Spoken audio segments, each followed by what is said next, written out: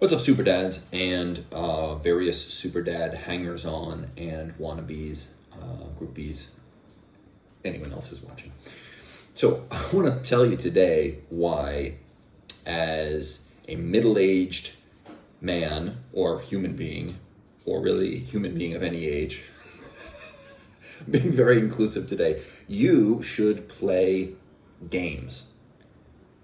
Any kind of games, but my preference is for video games.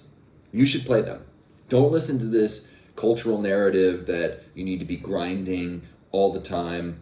Every single thing that you need to do needs to be, productive. You need to be producing something that is tangible or visible or whatever it is. It overlooks something very important, which I'm going to talk about now. Why should you play games? Well, first we got to understand what exactly a game is. And a broad, inclusive understanding, because we're being inclusive today, inclusive understanding of what a game is would say that essentially a game is just the voluntary acceptance of unnecessary constraints. So it's when you take something that you have to do, maybe cleaning up the floor or something like that, and you impose some sort of unnecessary constraint. Like, hey kids, let's see how fast we can clean up the floor. I'm going to time you, okay? It takes something that you have to do and imposes an unnecessary constraint on it, and then they voluntarily accept participation in that. That's all that a game is. And so once you adopt that definition, you can begin to see how expansive the idea of gaming as a beneficial way to approach your life can be. Now, I'm going to give you two examples. One is, I basically played games my whole life, though I took a hiatus for a couple of years when, my kids were younger and I felt like I had to just be pumping it at work and everything like that. And I've recently come back to them just a couple months ago to more regularly playing a little bit, finding a little bit of time to do it. And that's what spurs this. But when I was, younger, in my 20s or something like that, I was driving someone's car for the first time. It was like a new car, and you know how that can be a little bit tricky. Like, you're not used to the car, and because you have specifically become adapted to driving your own car, it's actually quite a bit harder to drive someone else's car than it would be if you weren't so adapted to driving your own car. So my girlfriend at the time, who's my wife now, said, be careful when you're driving the car. We don't want to have an accident. And I said, I'll just treat it like a game in a sort of an offhanded manner. And she was like, well, don't do that. That sounds so dangerous. And I was like, that's kind of when it hit me, because my response was, no, because I want to be good at games.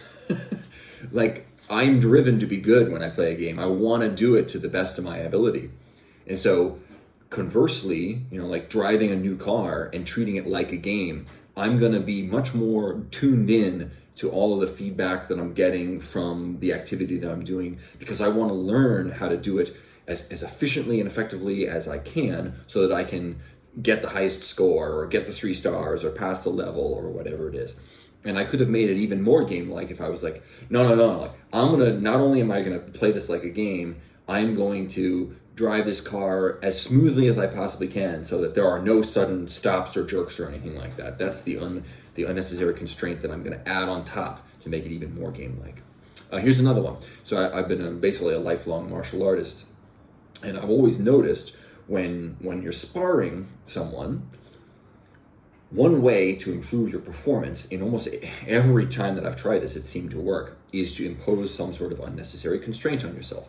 So saying something like, I'm only going to use my left hand, let's say, if you're boxing, or I'm going to limit myself to just straight punches, or I'm just going to really focus on seeing how many times I can touch this person without being touched in return, and I'll try to get the highest score that I can, or I'm not going to let a single leg kick land this time, or something like that. So you're imposing that unnecessary focus, and focus is constraint on this session, and I always seem to do better when I'm doing that, because it makes me more creative, I'm more dialed in, I'm challenging myself, and so because I'm raising the level of challenge, I am naturally responding by raising my own, how level at which I show up. Okay, so here's the principle that I want to deliver. The more things in your life that you can make into a game, the more success you will experience. Make everything into a game. Anything that's important to you, you should find a way to make it into a game.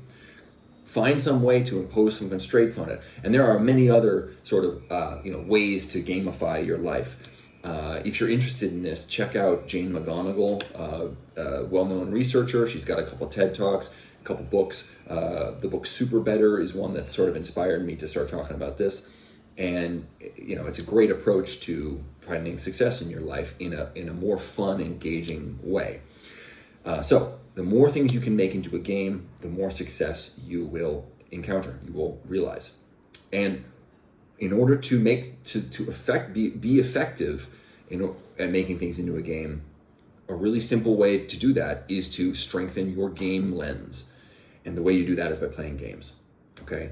So finding time to play games, it doesn't have to be video games, just some sort of game, some sort of constraint that you accept for the challenge of doing it will strengthen your gaming lens, which is your ability to reframe whatever it is that's in front of you, whatever situation you're dealing with, to reframe it in game terms. It's almost like the more time you spend in game, the more you bring the game into your real life.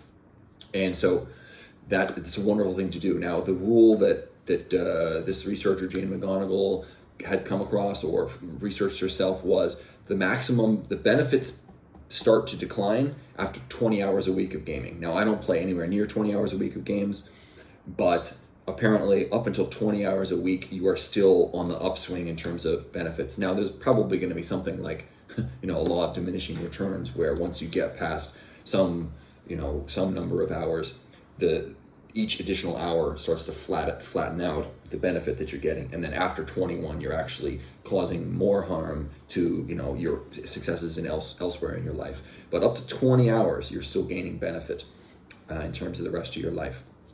Simply because it allows you to reframe things as a game. It strengthens your willingness to take on challenges, to fail and learn from failure, to not be afraid to fail.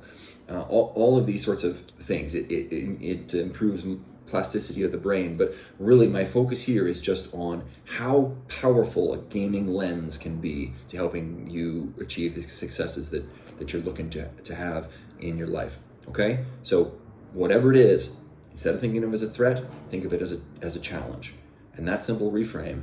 And if it's a challenge, it's also a game.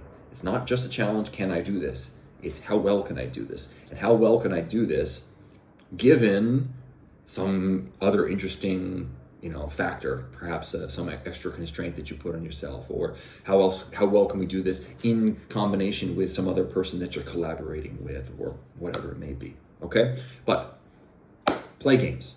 It's good for you. Just play them productively. Play them to learn from them. Play them to let the gaming zeitgeist, the gaming, perspective seep into your psychology so that you can employ it throughout your life.